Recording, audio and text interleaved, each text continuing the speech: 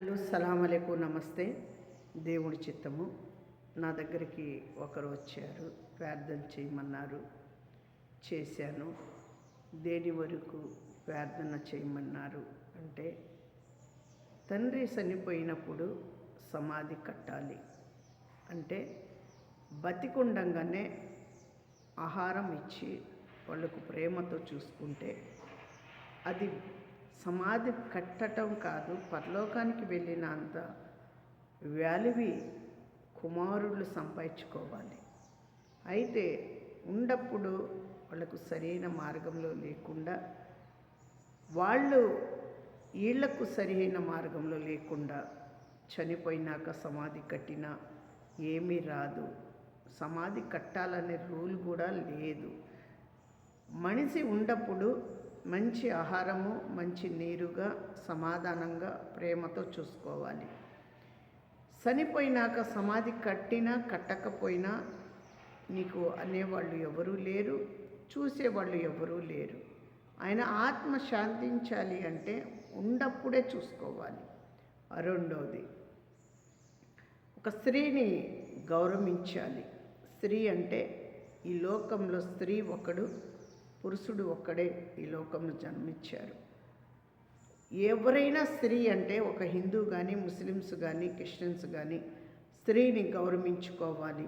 వాళ్ళు ఎవరైనా సరే.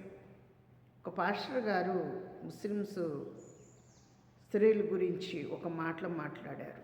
మసీదులోకి రారు, కరెక్టే.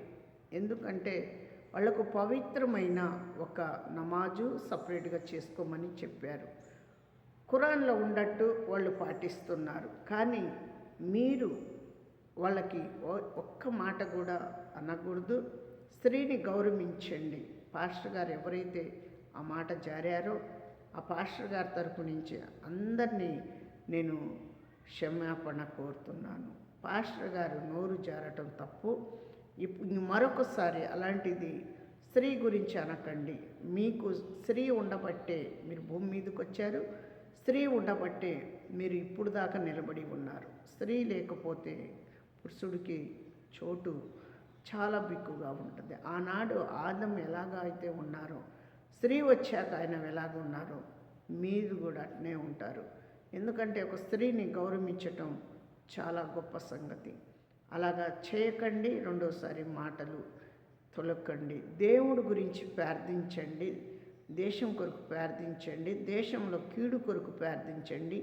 దేశంలో శని కొరకు ప్రార్థించండి. ఈ దేశంలో మనకు మంచి జరగాలని ప్రార్థించండి. అందరి కొరకు ప్రార్థించండి. నా దేవా, నా రక్షకుడా, అందరము తండ్రి క్షేమకరంగా ఉండాలి. అయ్యా, ఎవరైతే నాయన నోరు జారుతున్నారో వాళ్లకు నాయన నోటికి కళ్ళెము వేసి ఆ నోటి మాటలు మాట్లాడటానికి ఆపేయండి. అయ్యా యేసయ్యా, మీరే నాయన కంటి చూపు, నడక, ఆలోచనతో మీరు ఉండాలి. అయ్యా, ఆలోచనలో మీరు ఉండాలి, హృదయంలో మీరు ఉండాలి. ప్రతి వారిని మీరు దీవించండి. అయ్యా, సమాధానం పడాలి నాయన. మన రాష్ట్రంలో అందరూ సమాధానం పడాలి. అయ్యా, ఈ దేశాల్లో మళ్ళీ సమాధానం పడాలి. తగ్గించుకొని మారు మనసు, మంచి మనసుతో కలిగి జీవించటానికి బలపరిచి, భద్రపరిచి సహాయము దయచేయండి. యేసు నామంలోనే సహాయము, నీ నామంలోనే సహాయము దయచేయండి. ఘనపరచండి, మేలు చేయండి, భద్రపరచండి. యేసు నామములో నామ తండ్రి, ఆమేన్. ఆమేన్.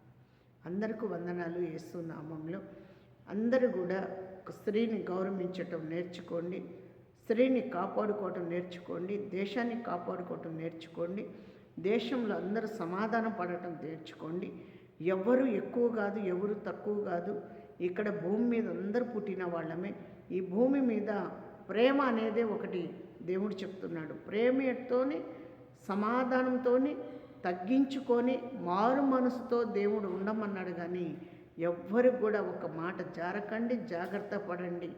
ఎవ్వరు కూడా మేలు చేసుకోవాలని నేను ప్రార్థిస్తున్నాను. అందరి కొరకు యెహోవా వీరే ప్రార్థన మందిరంలో ప్రార్థన జరుగుతూ ఉంటుంది. మీరు కూడా ప్రార్థనలో ఉండండి, ప్రార్థన చేసుకోండి.